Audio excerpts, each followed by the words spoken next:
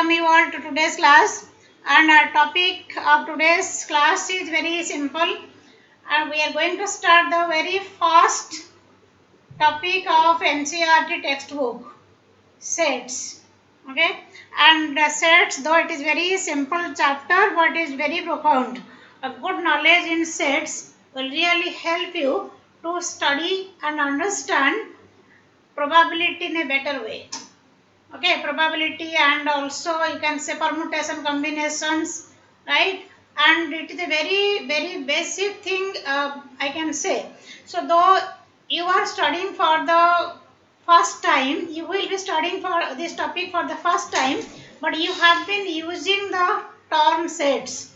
For example, whenever you purchase stationery, a book set in the beginning of the session, so it means you take collection of the books for that particular class. Yeah, you buy uniform set. Yeah, while preparing for party, you just have the collection of accessories, right? So the basically set means what? So set means it is collection of objects, right? Collection of well defined and distinct objects. Okay, so whenever we say set is a collection of objects, if we say collection of objects, it's not fully correct. It should be well defined, distinct objects. So we will be studying that.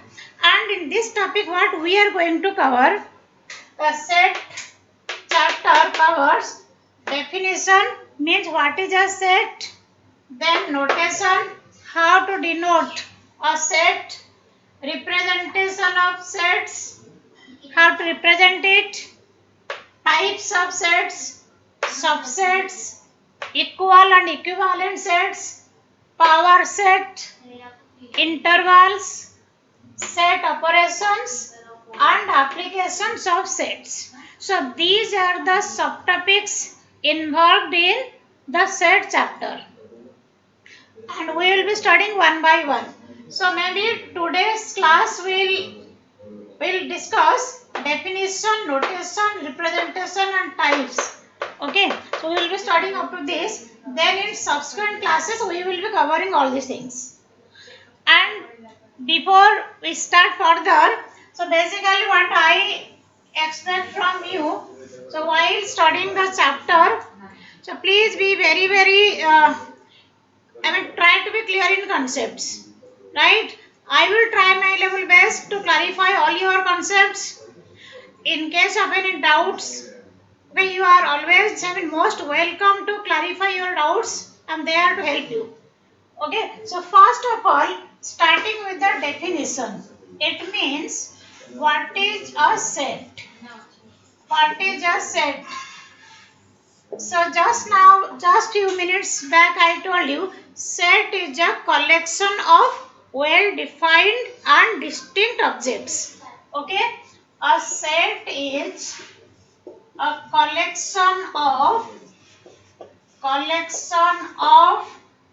well defined and distinct objects. Okay, so here two keywords are there. One is well defined. This is one keyword, well defined, then distinct. So well defined means what? For example, if I say big cities of India. So big cities means, so again it varies from person to person. A person coming from a small village, so a small town may be considered as a big city for that person. And the person coming from a metro, so like you and me, if we go to Agra or Banaras, for us we will not consider Agra or Banaras to be a big city, right? So but the person coming from a remote village, very remotest area, so for that person it may be a big city. So but if we specify big city with population more than 3 crores, then it becomes well defined. So well defined basically means what? There should not be any ambiguity. There should not be any second opinion about that. Whenever we say the city having more than 3 crores population can be considered as big city, there is no, no ambiguity, right? Similarly, if you say like interesting movie, right? So movie is interesting, again your interest may vary from mine, right? If I say mathematics is very interesting, for some of you may be true, but some of your friends they might not be taking it as very interesting subject, right? So interesting movie, interesting subject, any type of interesting, right? Similarly, dangerous animal, again dangerous animal, again most dangerous species. So again it varies from person to person. So basically any relative term, it may be, you may take big city, you may take long road, far distance, and you can say most dangerous, right, most talented. Okay, so all these relative terms, these are not well defined because it varies from, its meaning varies from person to person, right? Distinct means what? Distinct means objects are different. It means, suppose for example, if you take A, B. Okay, so 1, 2, 3, 4 objects, right? But this A repeated 3 times. So these are not distinct. So it means instead of taking 1, 2, 3, 4 objects, we should take A, B. Okay. So distinct means the objects of the set, elements of the set should be distinct. It means there should not be any repetition. Okay, like here I told you 3 elements, we will consider this 3 as 1. So we can't write this. If we write A, B, then it is basically, it should be taken as 1. This is not correct way of representation.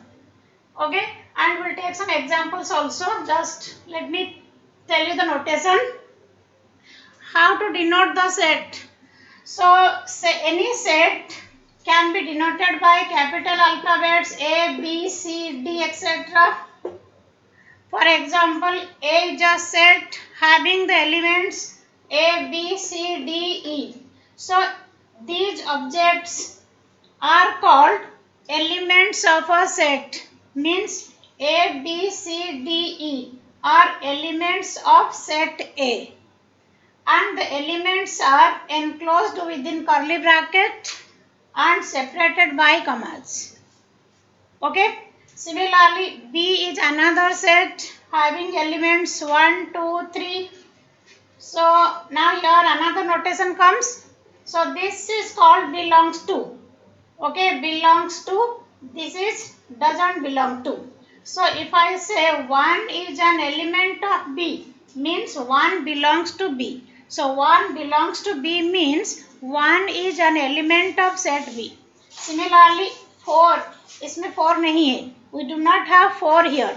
So 4 is not an element of B.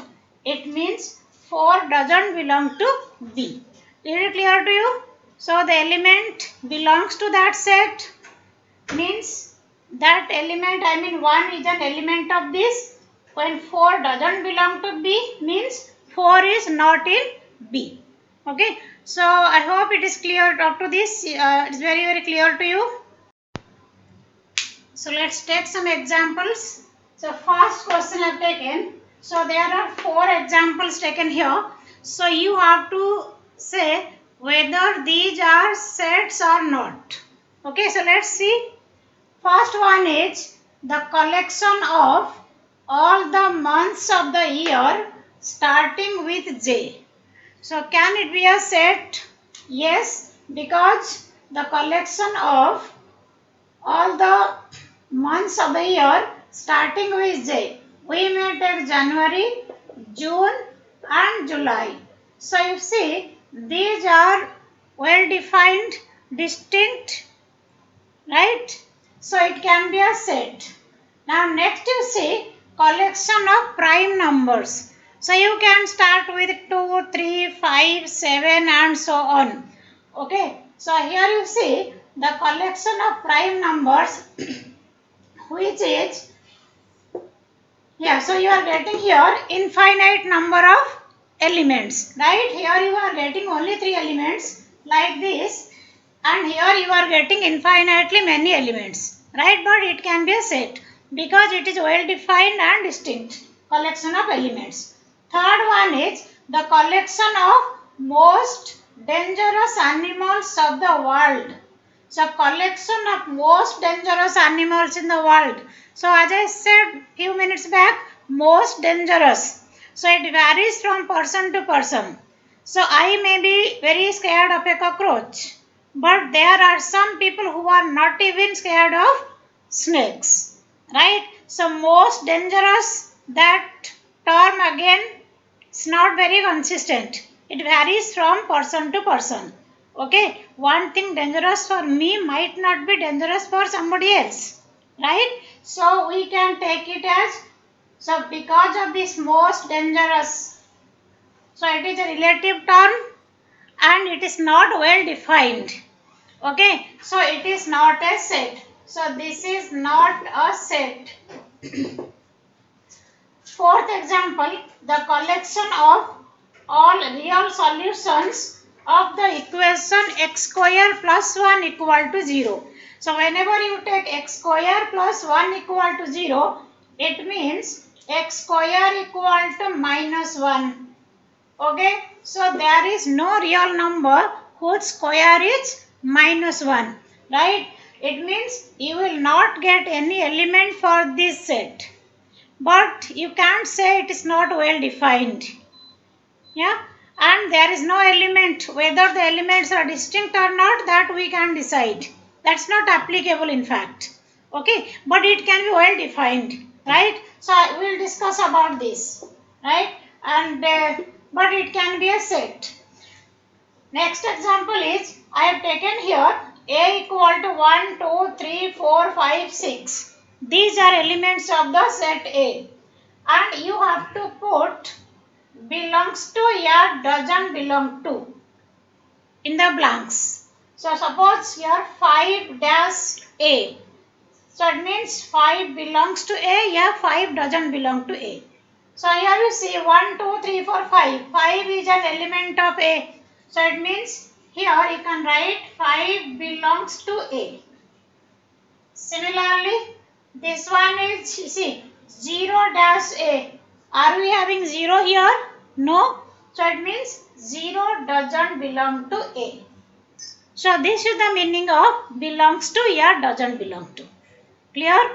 Okay, next one is representation of sets. So coming to representation of sets, we represent a set in two ways. One is roster method.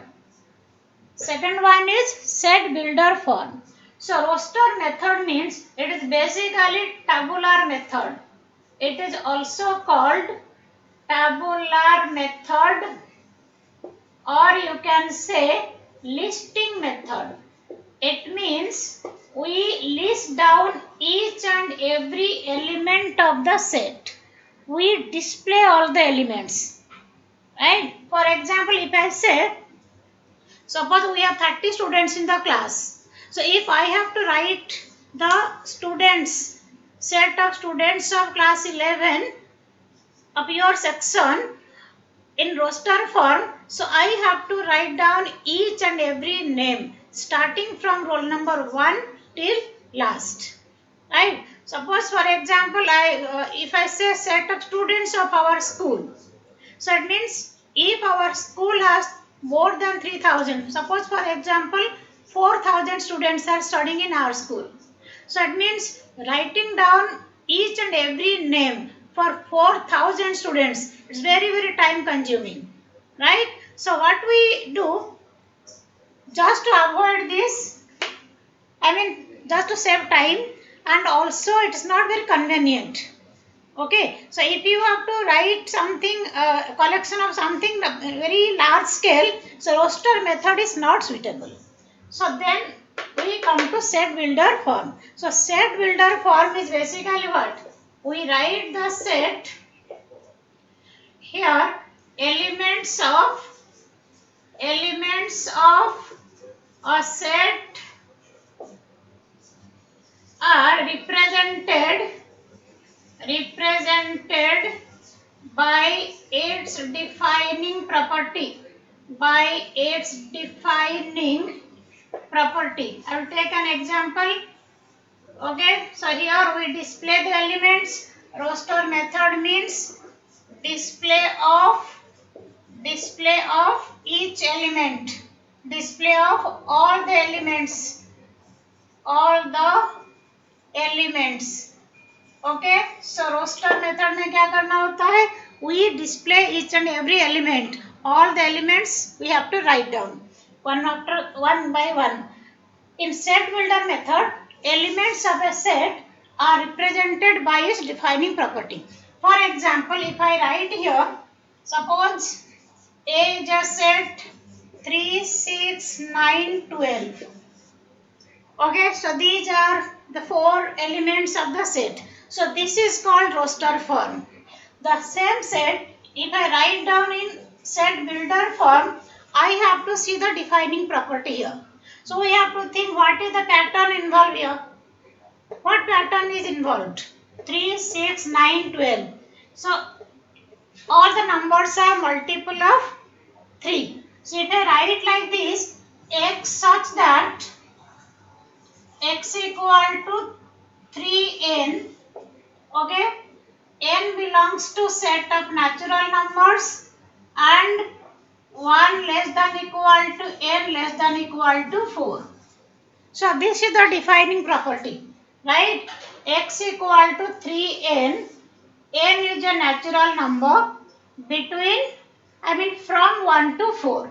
So when n equal to 1 you are getting this, when n equal to 2 you are getting this, n 3 you are getting this, n 4 you are getting this.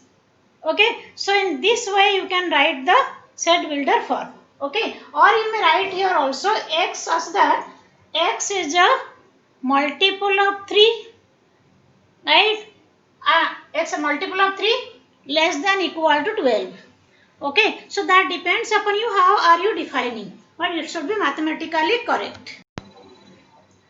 So next question is write in set builder form. So I have taken these two parts from NCERT exercise 1.1. So we are given 2, 4, 8, 16, 32. So obviously this is written in roster form. So to write it in set builder form, we have to find the identification property or defining property. Okay, so if I write here, suppose I name it as A. A is a set whose elements are x such that, see the pattern, 2, 4, 8, 16, 32. So if I see 2 to the power 1, 2 square, 2 cube, 2 to the power 4 and 2 to the power 5. Right? So if I write here x such that x equal to 2 to the power n. Right? N belongs to set of natural numbers. Yeah, you can say n is a natural number. N is a natural number less than equal to 5. Okay. Similarly, second part is also like this: 5, 25, 125, 625. So it is 5, 5 square, 5 cube and 5 to the power 4, right? So here also you can write B is a set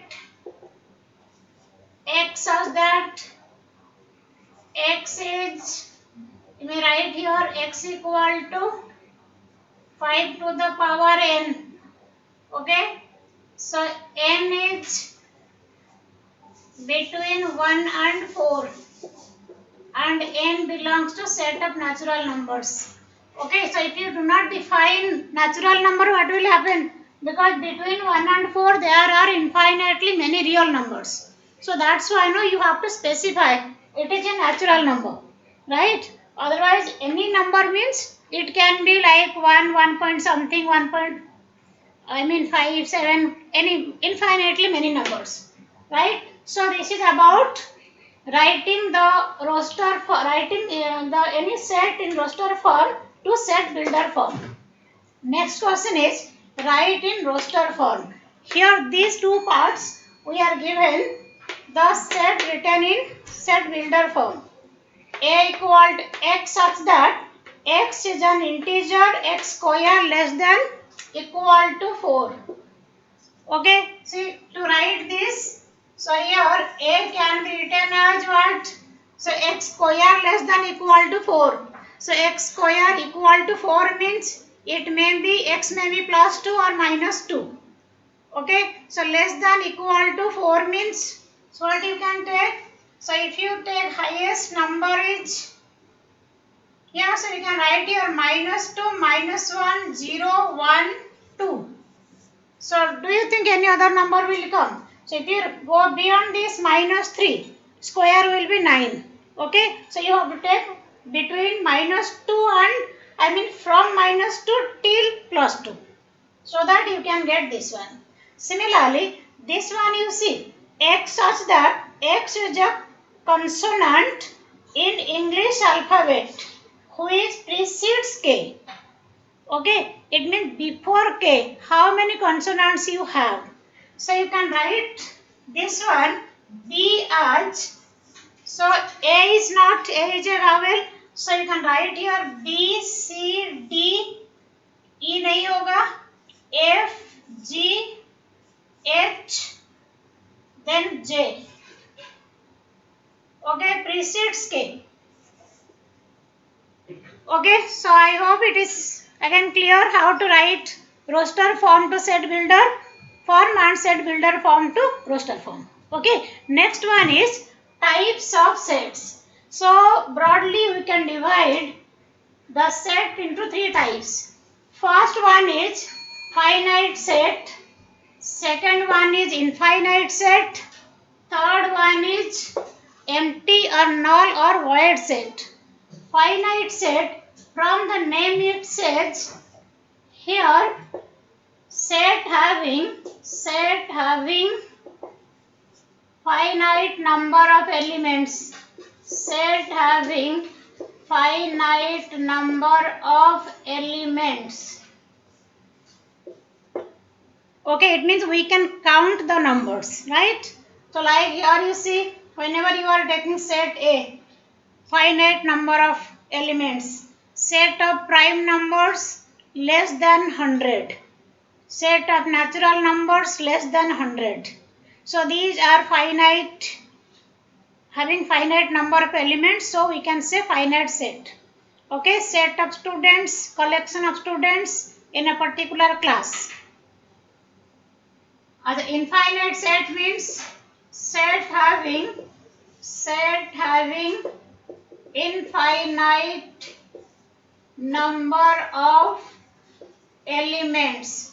So set having infinite number of elements. For example, you can say set of natural numbers. Can you count? No. Set of prime numbers, right? Set of stars in the sky.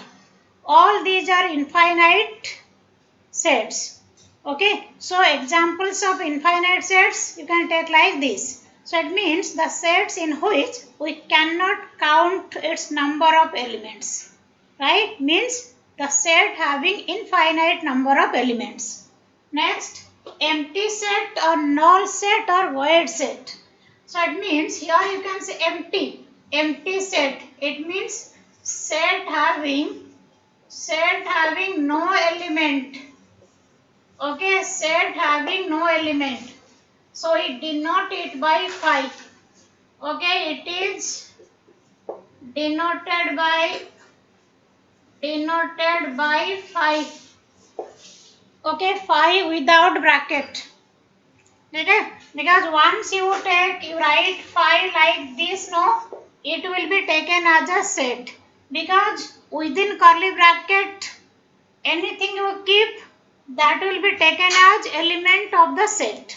So if you are enclosing 5 within this bracket, it means 5 will be taken as element of the set. So this set contains 5, means one element, so it cannot be empty, right? So here you see empty set means set having no element. And just coming back to the example I have taken, the set of real solutions, the set of real roots of the equation x square plus 1 equal to 0. So going back to this example, we can say whenever we write x square equal to minus 1 and there is no real number whose square is negative. So x square equal to minus 1, in this case there is no real root. It means any equation, any quadratic equation when d is negative, discriminant negative, you cannot have real root, right? So here you see that example I told you discuss it, x square equal to minus 1, right? It means we do not have any real root to it. So here whenever we say set of all real roots, a collection of all real roots of this equation, it can be taken as 5. Okay, because this equation doesn't have any real root. Clear? Okay, so these are some of the examples of finite, infinite and empty sets. And one more term I want to tell you. Yeah, so cardinal number of a set. So this cardinal number of a set, that is basically it is meaningful whenever the set is finite set. Okay, so cardinal number of the set is basically number of elements of that set. Okay, it is the number of elements of the set A. It is also called order of A. Yeah, you can say number of elements in A. Okay, OA means order of A. Yeah, NA means number of elements in A. Okay, so in case of finite set, we can take like this. So whenever we have, the set is finite, so we have some number of, we can count the number of elements basically. So cardinal number of the set is basically associated with the finite set. Okay, so number of elements of the set, order of the set. Okay, and if the set is having only one element, we call it singleton set. And if the set having two elements, that is called doubleton set. So singleton set and doubleton set, these are parts of finite set. Okay. So last concept of today's class, equal and equivalent sets. So equal sets means what? Two sets are said to be equal if they have same elements, right? So we can say two sets are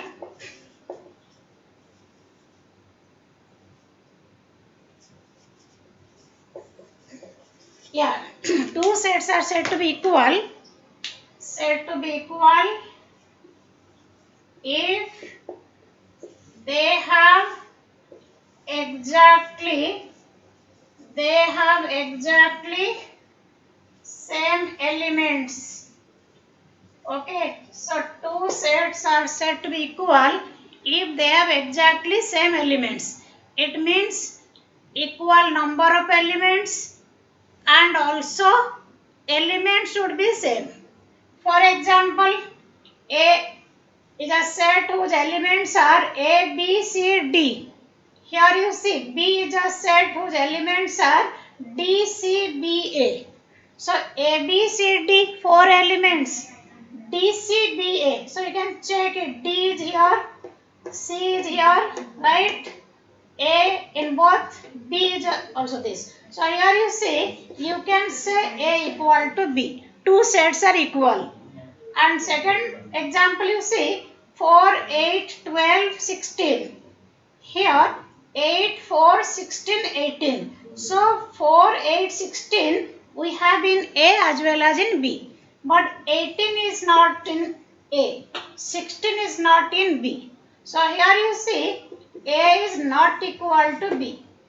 And third example you see X is a letter in the word follow. So here your A set would be what? FOLW, right? X is a letter in the word wolf. So here also you can say this is, if I write here B equal to what? WOLF. Okay, FOLW, WLF. It means here also we have A equal to B.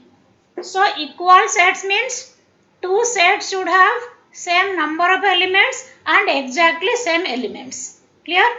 Now last, equivalent sets. So equivalent sets means A equivalent to B if and only if and only if number of elements in A equal to number of elements in B. So in case of equivalent sets, we have to see both the sets have equal number of elements.